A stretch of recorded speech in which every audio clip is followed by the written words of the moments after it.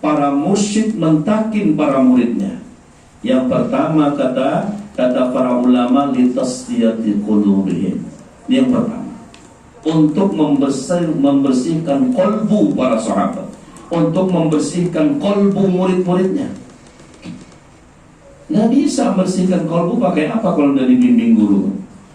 Ini pertama, membersihkan kolbu hukumnya wajib seperti tadi. Nah ini tanpa dibimbing guru orang tidak mampu membersihkan qalb. Yang kedua, Rasulullah mentalkin sahabat litazkiyatin nufusihim, untuk membersihkan nafsu-nafsu mereka. Membersihkan qalbu dari sifat tercela akibat daripada talbis tipu daya iblis. Karena iblis bersemayam pada qalbu kita. Di dalam qalbu manusia ini semuanya ada namanya hirzus syaitan, tempat bersemayamnya syaitan. Jangankan kita, Nabi pun ada itu. Kalau Nabi tidak memiliki itu, kita protes sama Allah. Enak aja ya Allah, Nabi aman daripada tipu daya syaitan, karena tidak ada tempat syaitan bersemayam di dalam dirinya. Kami ya wajar dikeroyok oleh syaitan, karena di situ ada markasnya. Apalagi di situ ada anak cucu keturunannya, kata Imam apa itu di dalam kitab Syekh Abu Imam di dalam kitab Hikam karangan Syekh Tajuddin Ibnu Athaillah Sakandari. Kalau di situ dalam kolbu itu ada anaknya syaitan, ada cucunya syaitan. Syaitan itu abna'us ibnu iblis itu abna'us syaitan. Syaitan itu adalah anaknya daripada iblis. Jadi bapaknya iblis itu syaitan. Bapaknya syaitan itu iblis atau balik. Nah, maka iblis itu di situ ada tempat bersemayam syaitan. Lainnya maka dia terus membisikkan, ini yang kita bersihkan. Di dalam rohani, di dalam sir, tidak ada yang mampu menembus ke dalam sir terkecuali hanya seorang musyrik menanamkan nur ke dalam sir-sir.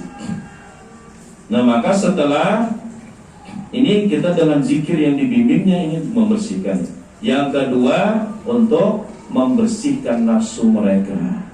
Karena nafsu kita ini buas, ganas. Jangan dianggap enteng nafsu ini. Nafsu kita ini buas. Nabi setelah perang Khandaq, salah satu perang yang dahsyat dalam Islam selain daripada Badar Kubra, itu perang yang dahsyat. Habis-habisan sahabat sudah menguras seluruh energi, pikiran, tenaganya. Setelah selesai perang, Nabi berkata, roja'na min jihadil asghar ila jihadil akbar, a'da'uka nafsuka allati baina dambaika. Hai para sahabat, kita telah pulang dari perang yang sangat kecil menuju peperangan yang sangat besar. Sahabat ini terpesona. Waduh, ini sudah bulan habis-habisan ini, kok ada lagi yang besar dari ini? Maka sangat kecil kata Nabi, sedangkan ini sudah menguras seluruh energi mereka. Apa kata Nabi? A'da'uka nafsuka allati baina dambaika, musuh besar kalian adalah nafsu yang berada di antara dua lambung kalian. Nafsu ini tidak bisa dibinasakan. Nafsu ini bisa dijinakkan. Dan bisa yang membinasakan nafsu, karena nafsu di dalam diri kita. Kalau iblis dia keluar masuk ketika kita zikir, dia terbakar, lari dia. Kalau nafsu tidak bisa, dia dijinakkan. Karena sifat aslinya nafsu, kata Allah, sesungguhnya nafsu selalu mengajak yang tidak baik. Itu sifat aslinya nafsu.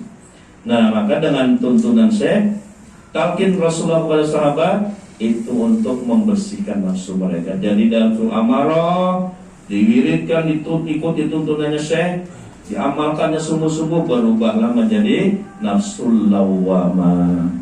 Nafsul lawwamah itu selalu mencela kepada dirinya. Oh saya tidak hadir, itu majelisnya guruku diadakan di sana, itu di sana di orang berzikir, orang mana kita. Dia sudah mulai mencaci maki kepada dirinya.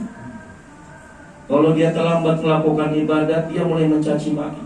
Ketika dia ingin melakukan maksiat, dia mulai mencaci maki kepada dirinya. Ketika orang ngomongin orang lain, dia mulai mencaci maki, astagfirullah, kok aku ngomongin orang. Ini nafsunya sudah berubah. Jadi nafsul lawwamah. tingkatkan lagi tuntunan syahnya, amalkan, berubahlah nafsunya menjadi nafsul mutmainnah, nafsul radiyah, nafsul mardiyah, nafsul kamilah, dan seterusnya. Kalau sudah sampai di posisi nafsul mutmainnah saja, matinya sudah diundang dengan undangan yang mesra oleh Allah. Ya ayyatuhan nafsul mutmainnah, irji'i ila rabbiki radiyatan mardiyah, wadkhuli fi ibadi wadkhuli jannati. Sampai di situ diundang matinya, Pak. Tidak dicabut matinya, dia dijemput. Kalau dicabut sakit, Pak. Sengsara kita. Kalau dicabut itu, kalau dijemput, dia tersenyum meninggalkan dunia yang fana. Tidak bergerak tubuhnya, walaupun di pangkuan suaminya, di pangkuan istrinya. Istri suaminya tidak tahu ini, dia sudah meninggal. Ini banyak yang mau mati, putar sana, putar sini, putar sana, aduh, panas, haus, sakit, panas, haus, tutup mata, takut. Kakinya gerak-gerak mau lari, untung sudah dilumpuhkan Allah duluan. Karena ketika sekarat itu yang hilang di bawahnya, dari pusat ke bawah pertama.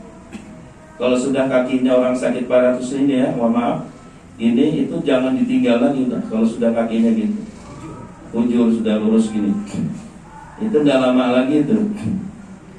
Di situ sudah ada rohnya. Untung kakinya duluan dilumpuhkan. Kalau tangannya dilumpuhkan, lari dia masih bisa.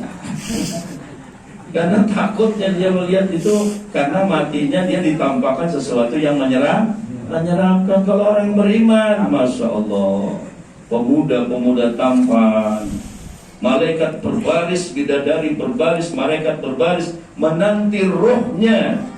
Ruhnya bau wangi, semua berkata, ini bau wangi siapa? Ini bau wangi ruhnya si fulan yang ingin kembali kepada Tuhan. Maka tidak suka Bapak Ibu seperti itu. Cuma kita bersusah-susah sebentar. La ilaha illallah. Seminggu sekali kumpul, sebulan sekali gini. Memang ngantuk, capek, wah enak tidur di rumah nih. Apalagi tadi saya di hotel sama Pak Fauji, dikasih hotel Ibis itu. Luar biasa beliau. Bagaimana lagi? Enak pakai selimut, tidur AC, kencangin baju. Lagi ada yang muda baju. Lambat baju. Kita doakan lah. Amin. Ada yang dikasih. Tenang aja, yang dulu sudah ada yang ngawal. Bapak Ibu yang dirahmati Allah. Yang ketiga, apalagi manfaatnya? Wa isalihim ila hadratil ilahiyah. Rasulullah menyambungkan rohani sahabat untuk terhubung kepada Allah.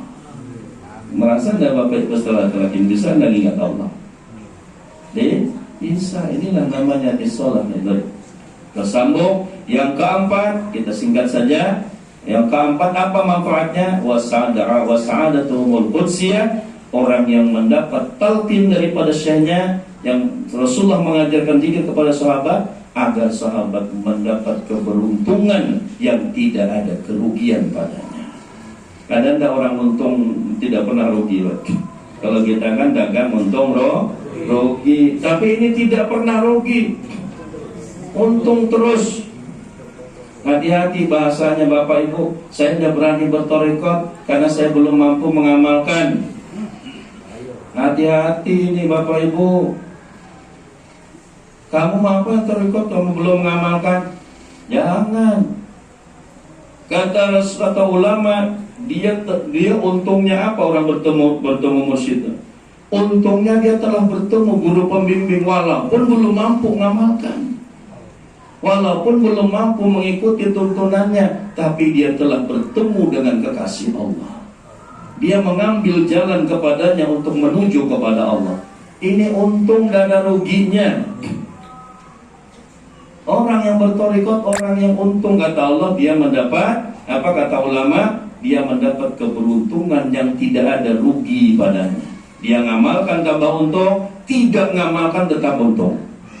Bahkan ada ulama mengatakan, orang yang berzikir, dia tidak memiliki guru pembimbing, lebih bagus orang yang memiliki guru pembimbing walaupun dia tidak berzikir. Karena Allah jelaskan orang bertemu mursyid itu orang yang untung, mayahdillah bahwa muhtad wa mayudil falan tajidalahu waliyyan mursyida. Apa kita dalilnya semua? Itu aja mungkin Bapak Ibu sudah hampir asar. Mudah-mudahan ada manfaatnya. 7 menit lagi jadi sempat Mudah-mudahan semua ikhwan wal akhwat setelah asar kita tahlilan.